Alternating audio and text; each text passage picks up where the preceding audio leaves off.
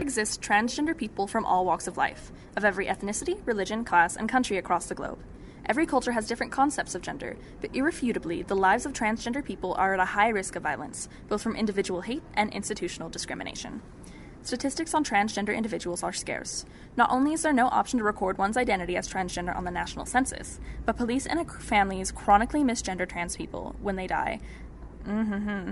Statistics on transgender individuals are scarce. Not only is there no option to record one's identity as transgender on the national census, but police and families chronically misgender trans people when they die, and record keeping is maintained through the transgender community itself. Many are unwilling to divulge information for their own safety, and when 2015 was the deadliest year on record for transgender people across the globe, who could blame us? The University of Nevada has an obligation as an institution of higher education to not only protect its students, but also to create an environment in which they feel safe, secure, and validated. Nothing less is permissible if students are to learn and thrive. All members of this campus deserve proper representation and protection from the institution itself, not only to be left to hollow out safe spaces on their own. In a country where there is little comprehensive information on transgender people as a whole, information must first be gathered on the authentic transgender experience at UNR before anything else is done. In order to better understand the ongoing dialogue within the transgender community, both at large and on campus, these definitions have been provided. Sex. One's biological status. Typical sex designations are male, female, and intersex. Intersex. When a person is born with a reproductive or sexual anatomy that doesn't fit the typical definitions of female or male. Gender. The attitudes, feelings, and behaviors that a given culture associates with a person's biological sex. Behaviors that are viewed as incompatible with these expectations constitute gender nonconformity. Gender identity. One's sense of self as a male, female, or gender nonconforming individual. Gender expression. How one communicates gender within a culture. Includes dress, manner of speech, and interests. Gender expression may or may not conform to typical gender roles within a set society and may or may not represent one's actual gender identity. Gender binary. The cultural concept that gender exists on a rigid binary of female and male, and that one must be one or the other. Cisgender. Having a gender identity that matches what one was assigned at birth. Transgender.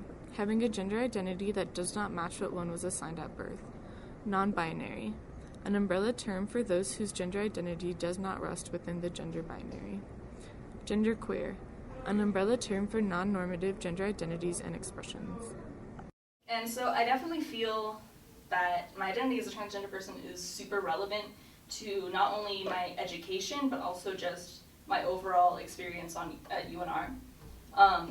Just because I'm literally constantly terrified about how my gender is being perceived. And as a result, I spend as little time on campus as I actually can, which is obviously detrimental to my education. I don't know, it's really hard, and especially considering on the days when I do try really, really hard to pass as anything that is not a woman, or just even make people not immediately assume that I'm a woman. It doesn't work. It never has, no matter how hard I try. And so, as a result of that, I generally just present feminine anyway, because that's what I know how to do, and at least if I'm being misgendered, then it'll be because that's how I'm presenting that day. But it doesn't make it any easier when people call me the wrong name or the wrong pronouns. I guess a little bit. My experience hasn't been, I would say it's overall neutral toward positive probably on campus. I've been received pretty well by my peers and by my professors. And my situation has been it's been a journey here because now I am, the trans community uses terms like passing and stealth, and I'm both of those. So passing meaning I pass as male. People look at me and they perceive me as male, and it never really crosses their mind that I'm trans unless I divulge that. And that's what being stealth is, that I can just walk around and people perceive me as cis, which has its pros and cons, definitely. Like I work on campus in one of the labs, and I have just not attempted to explain it to anyone in the lab because I'm like, I don't know, science people can be weird sometimes. But I don't know, it's been, sometimes I try to explain it and people are just like, yeah, and then they just, you're like, they didn't get it. Because then they say she and keep talking about whatever. I'm like, okay, I mean, were you trying to listen? Oh, well. I mean, I've had people yell slurs at me on campus on more than one occasion. I've had people like drive by in their cars and like shout at me. So I can't really say that I feel safe on campus.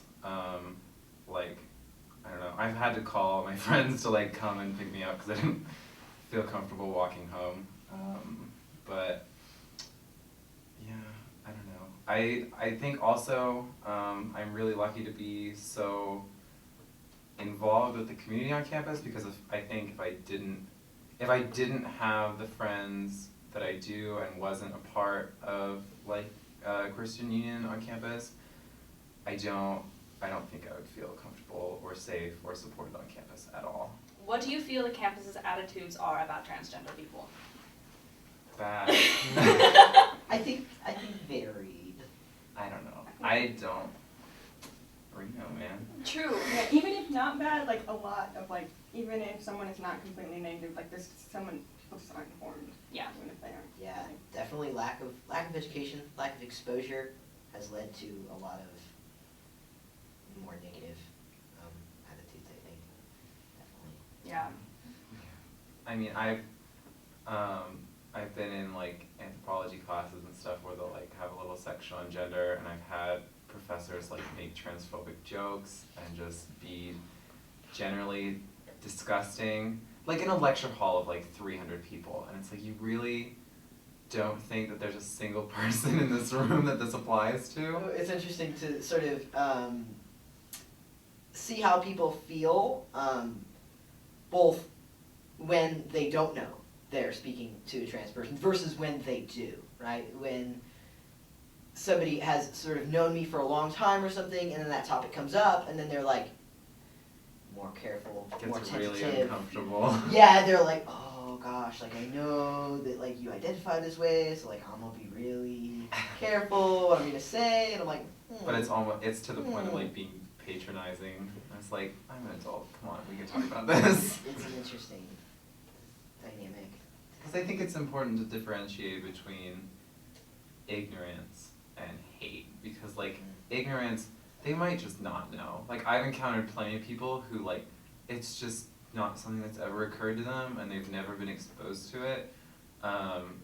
So they might say some offensive things, but it's just because they genuinely don't know. And if you tell them, they really will try. But there's also plenty of people that will actively hate you, and you gotta know which one you're talking to. Yeah, I think it's important to recognize where you have opportunity to sort of educate and inform, and where you just need to make yourself safe and sort of let them have their feelings and get yourself to a place of safety. Yeah. What do you think the most negative experience has been? I would say like in times where I had specific needs, having them like outright like ignored, or like when I had specific issues being told to keep quiet about them, you know, and like those are circumstances that I'm like not, that are very personal to me, but it was very important that the institution should have met me where I was at and accommodated my needs and like listened to what I had to say, and none of that happened. And that was a very like eye-opening experience for me, because I realized at that point in time how incredibly important it was to start representing students that, you know, maybe weren't in the position to do it. Like maybe they're not out yet, you know, or maybe they're stealth, or maybe they're, you know, there's so many factors that can go into that. So if I felt that if I was in the place to do it, what was holding me back from doing it, and like not representing them, but like at least saying like these are people that you're not listening to, and that's not okay to do when you're charging just as much money as anybody else to be here. Yeah. Despite efforts to interview higher members of the UNR faculty, none could really be reached to comment on the state of treatment of transgender individuals at UNR.